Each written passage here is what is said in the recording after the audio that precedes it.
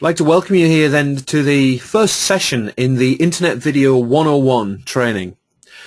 Throughout this training I'm going to be taking you through from the absolute basics of why you would want to create a video all the way through to how to do it using various different techniques, some fairly simple, some a little bit more advanced.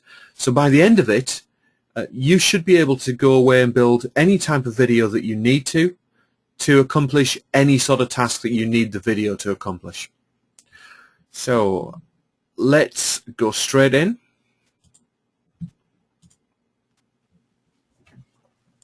We'll talk about why video.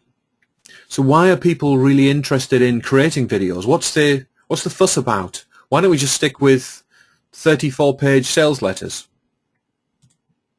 Well, first thing is mindset. People like videos. People like to be able to look at a video. It's something that it's moving, it catches their eye, and they're used to it.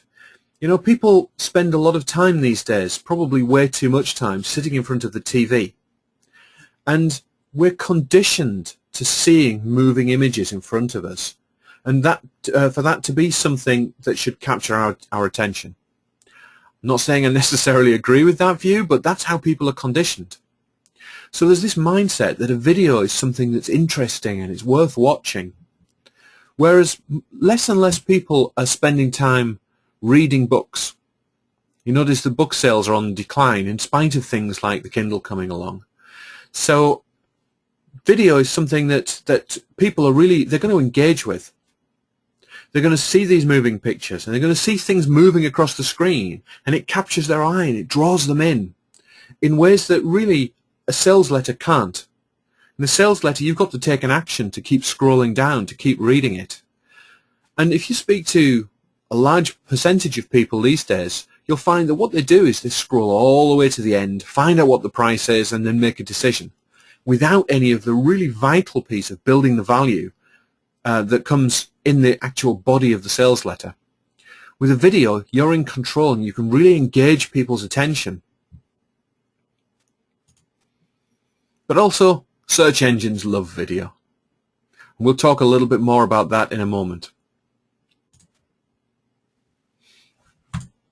So, let's look at this in a bit more detail. Like I said, people love watching TV.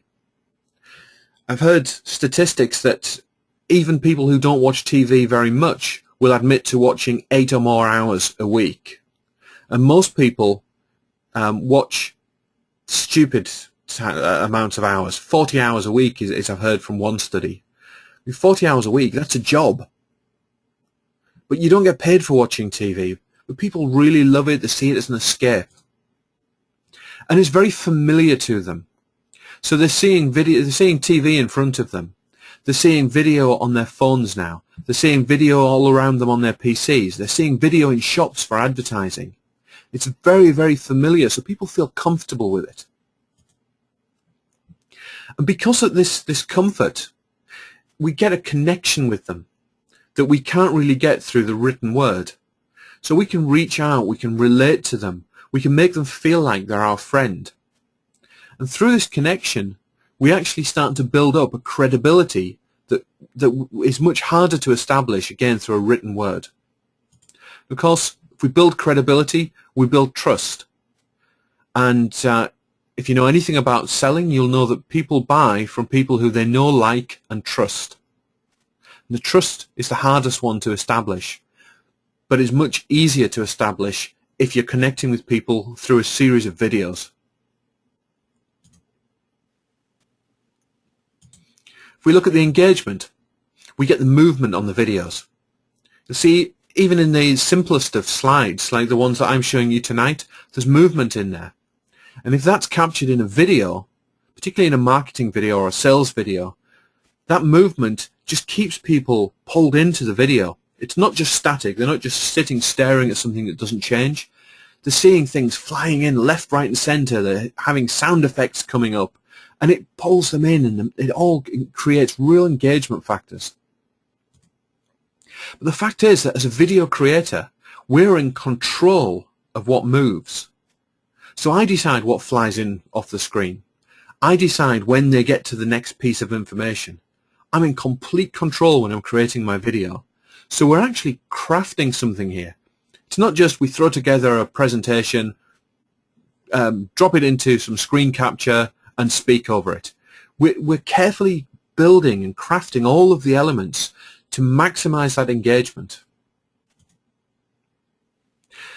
And if you think about it, we can engage through words that are moving, we can engage through images that are coming in.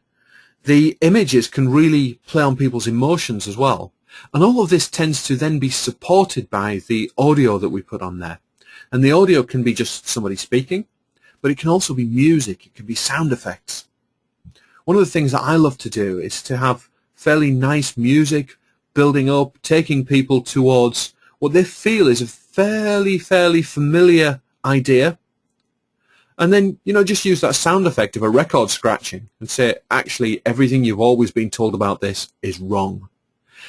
And it jars so much with people that they can't help but listen and really look at what's happening on the screen. It's all about engagement. We can also use other techniques here to engage people, and one of the best ones is cliffhangers. So you see this when you have a series of launch videos, particularly the real big names. When they're doing a launch, they'll have a series of 3 or 4 videos. And what they'll do is they'll give you a huge amount of information in the first video that really whets your appetite. And you feel, yeah, if only they told me the next piece. And then at the end of that first video, they say, to really apply this, you need to know this secret formula. And in the next video, I'll tell you that secret formula. So you're now desperate. You can't wait.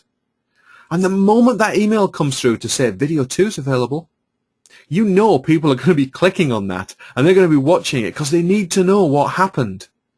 It's exactly what all the soaps do.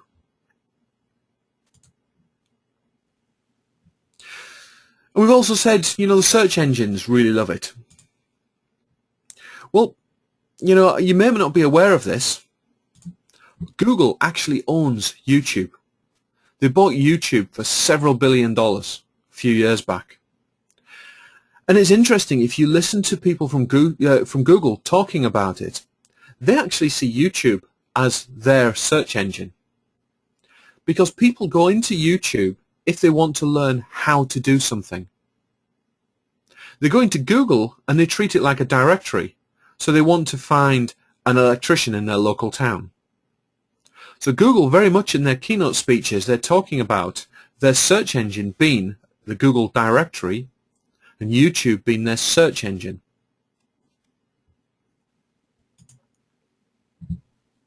You also find that video results tend to be very relevant. You know what it's like when you get some search engine results and some of them you click on them and you think, why on earth did this come up in the results? This is completely irrelevant to what I was searching for. You end up having to click back and search for something else. But video results, they're still not at that point where we're so saturated that there's just nonsense out there. Oh, believe me, if you look for it, there's some nonsense as well. The great thing for us, though, as marketers, is if you create a video, you're much more likely to get on page 1 because Google, through owning YouTube, has a real tendency to put thumbnails on page 1 if there's a lot of results coming back. So you can actually end up with an image on page 1 of Google, which people are then going to relate to as being a video. They're more likely to click on that to go through and find your information. Which brings us to the other point.